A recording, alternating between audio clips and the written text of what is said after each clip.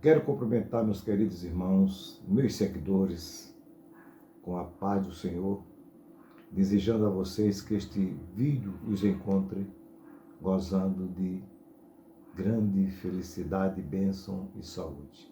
Voltando a estudar a carta de Paulo a Filemon, e hoje nós vamos entender como a carta de Paulo escrita a Filemon é como um termômetro da vida cristã, onde mede realmente tudo aquilo que nós somos através desta carta.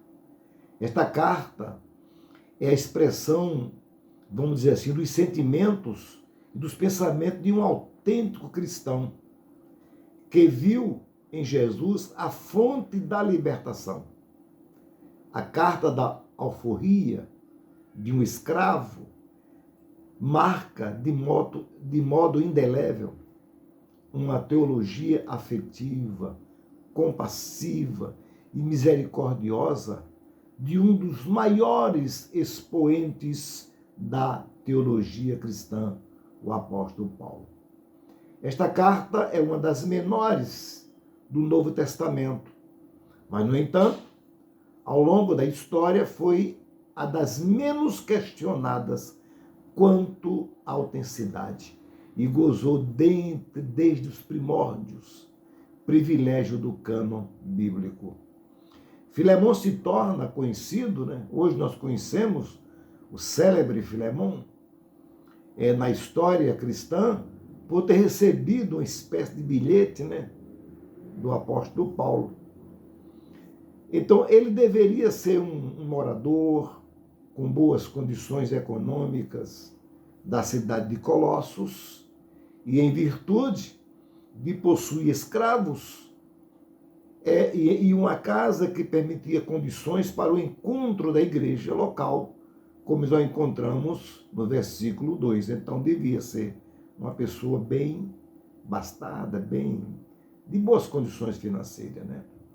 Onésimo é enviado de volta ao seu patrão, Filemon, e foi levado e acompanhado por um grande colaborador de Paulo, que era Tíquico, provavelmente, por questão de segurança.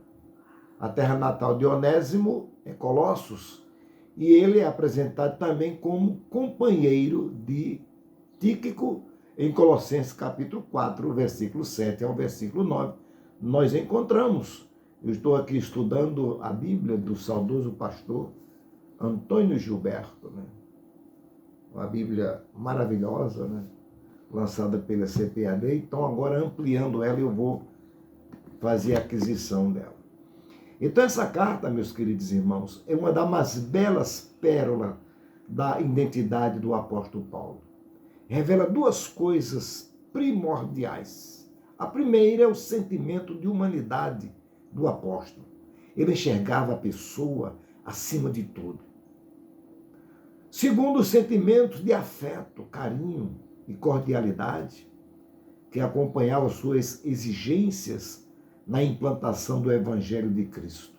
Por isso é um fascínio quando nós lemos a carta, este pequeno bilhete a Filemon. Então, a tomada de decisão, de posição do apóstolo Paulo a favor do escravo Onésimo corrobora o que o mesmo apóstolo escreveu na primeira carta aos Coríntios, no capítulo 7, versículo 17 ao versículo 24. Constitui, assim, para o cristianismo um ponto obrigatório de referência na tentativa de resolver o intrigado problema da escravidão. Na verdade, a carta é um decreto afetivo de libertação.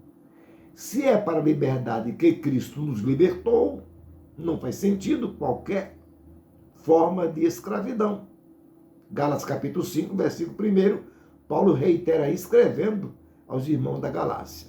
Então essa carta, não obstante, sua brevidade declara o pensamento do apóstolo a respeito do ser humano, uma vez percebida sua consciência cristã.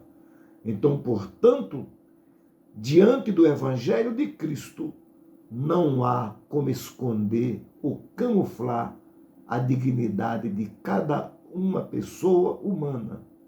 Todos precisamos ser libertos pelo poder do Evangelho do nosso Senhor e Salvador Jesus Cristo. Vamos prosseguir. Deixe o seu like, comente, porque é muito importante para enriquecer o nosso canal e também o seu conhecimento.